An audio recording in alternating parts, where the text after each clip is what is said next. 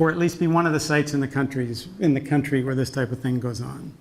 Again, at the old town hall, the fastest building in the region. So, what else will be there? We think that Old Town Hall would be a perfect place for what we're calling, to come up with a nice mnemonic, the Stamford Training for Entrepreneurs program, or the STEP program.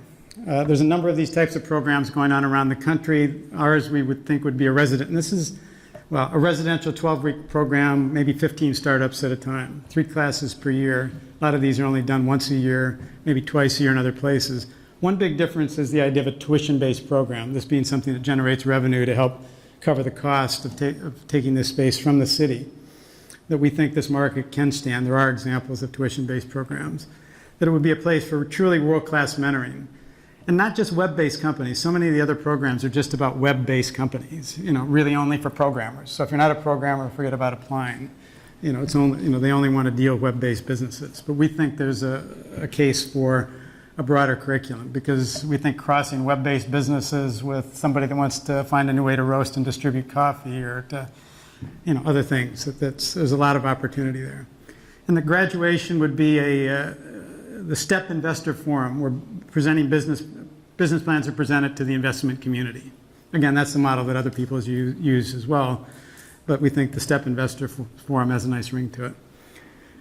Again, another thing that we would really like to see at Old Town Hall, and this is a startup business that's being contemplated, is Leadership, Innovation, Strategy, Training Institute, or LIST.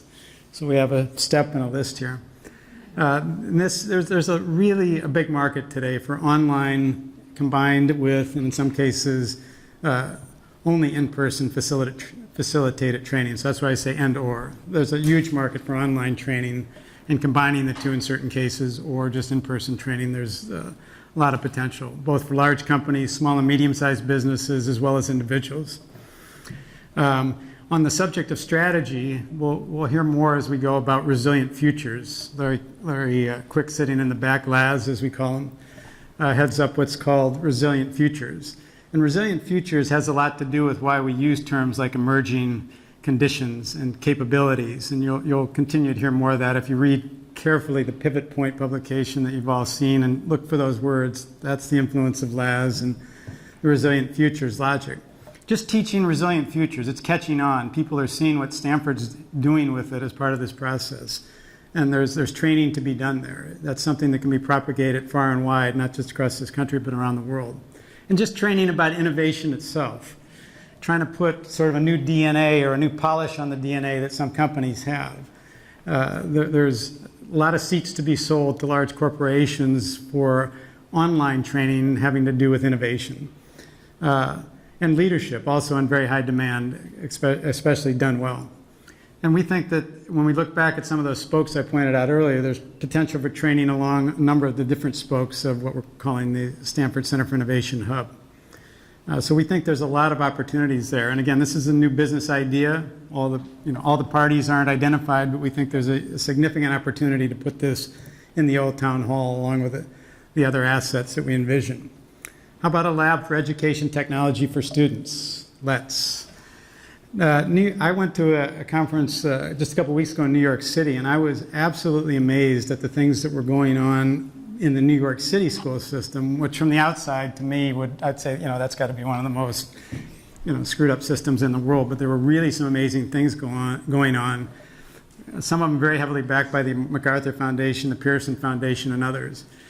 And what they're really focused on is using the technology that students already have, finding ways to employ the cell phones that are in their pocket in some really novel ways to get them to think about the kind of information that the schools are trying to transmit. And in many cases, to take it outside of school, into the community. And they form groups of schools and museums, and the museum's saying, not in the museum, take what's in the museum and out into the community, not the exhibits, but the information. And so to combine different types of institutions with the technology that kids already have. This is something that I think Stanford, if they haven't, and I'm not really in touch with the school system, or I have to admit, if people in the school system aren't looking, they should take a very close look. Because, here in Stanford, the idea of entrepreneurs, educators, and the publishers that are here, that's a very potent mix to play in this field. And we think it'd be very easy to scale some of these types of results from Stanford. And then finally, as I mentioned, not finally, but one more, the Resilient Futures headquarters, the global headquarters of Resilient Futures right here in Stamford. Again, it's a powerful strategic framework. There's a lot of training and publishing to go on. The home of the sort of the root of this network that we're calling WEC to monitor emergent conditions, to get more eclectic groups of people thinking about what's happening and trying to piece together. I mean, could we have seen some of the subprime catastrophe coming? We'll see. And again, partnering with other innovation leaders. My friend John Engelhardt sitting here in the front row with what he calls FIDO, and you'll see an ad for FIDO in the Future Times as well along the side. And some folks that run something called the Spark Awards, which I'll mention again in a minute. But Resilient Futures, branching out from urban planning and redevelopment really to corporate applications together with FIDO. FIDO stands for Fearless Innovation Designed Online. But you'll see that John's logo is all about dogs. And so look for the dogs in the right-hand column of the Future Times. And so again, what else will be here? The Old Town Hall has inspiring public spaces. Perfect place for speaker series, thought leaders from groups like PopTech and TED, meetups on different types of subjects, business plan competitions. It all started back in June of 2010 with public conversations along the hubs. The Future group is a group that wants to start to meet monthly to talk about that, the future of publishing. And others followed. The public space has been set aside for a museum, and you'll see in the Future Times an idea for an innovation museum like one that exists in San Francisco that is curated by a group called Spark Design. They do it for Autodesk in a space that they have in downtown San Francisco. We think that something like that, and at least part of the museum space in the Old Town Hall, would make a lot of sense. And this is one that we think is very important, the idea of a community cafe. Innovation really most often takes place over drinking something, be it coffee, tea, something a little harder. A place to relax and share is a really important part of innovating. Steve were here, Steve Smith, my original partner in all this, he would say, and it's got to have whiteboards everywhere. He doesn't like the back of the napkin stuff. He likes to have it on whiteboards all around him.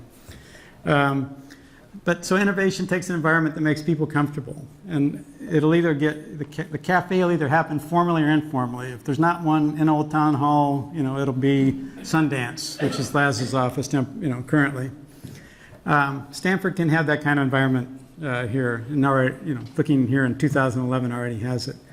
So again, the thought is the Stanford Center for Innovation, here we are in 2011, it is the command center for the creation of a resilient economy.